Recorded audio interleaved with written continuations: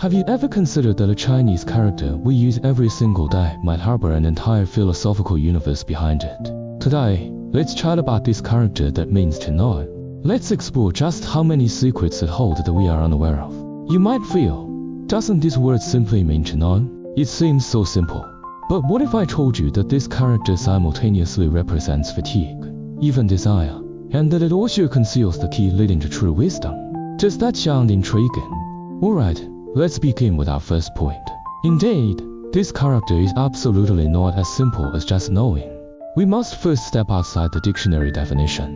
Next, let's look at the second part, the harmony of knowing. Here we must discuss a crucial concept, mutual deep understanding. You'll discover that this concept perfectly demonstrates that knowing isn't just about knowledge. It's a profoundly deep connection between people. So, what does this mutual deep understanding actually mean?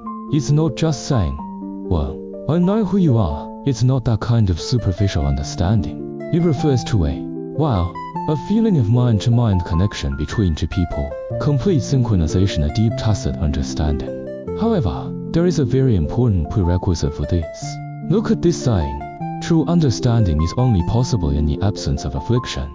This means if your mind is full of distracting thoughts and various worries, that deep connection is severed and cannot be achieved. Here's a brilliant analogy. Two musicians playing traditional instruments. Think about it, they don't need to look at each other to play seamlessly.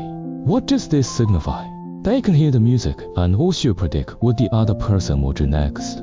They completely know every impending action of their partner. This is mutual deep understanding. Conversely, if distracting thoughts begin to arise in their minds, for instance, if one person is thinking about the bow, the other about the strings, and another about the sound of the instrument you see, everyone's focus is scattered.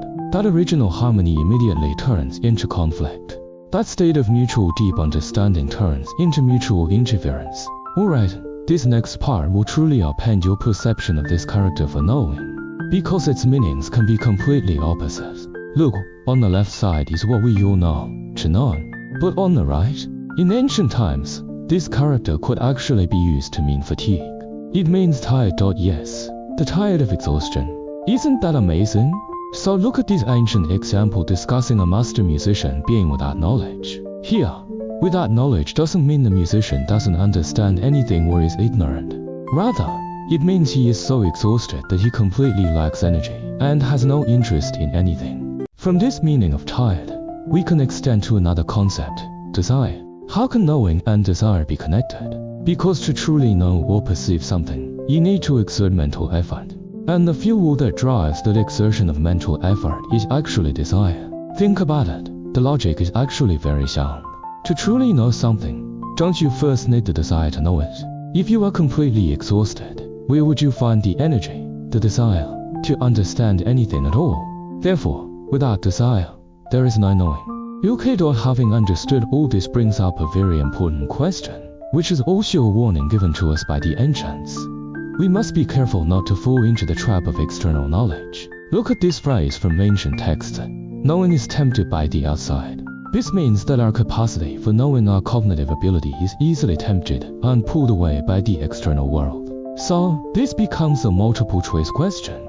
Is our knowledge to be used to understand the dazzling external world, or to understand ourselves?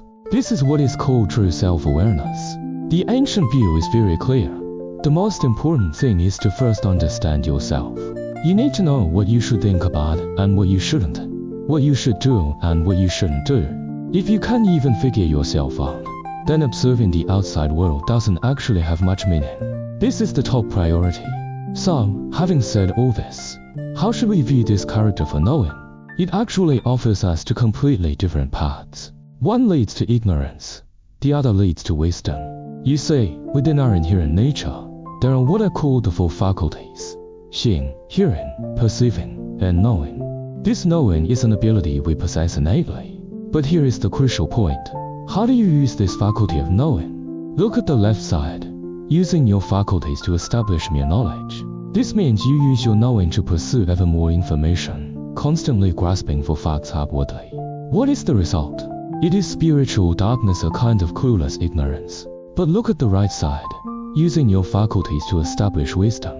You use your knowing to build wisdom, exploring inwardly into the heart and mind. The result is true wisdom. So, you see, this character for knowing is like a great door leading to all mysteries. It is not just a character, it is a truth, and it is also a path.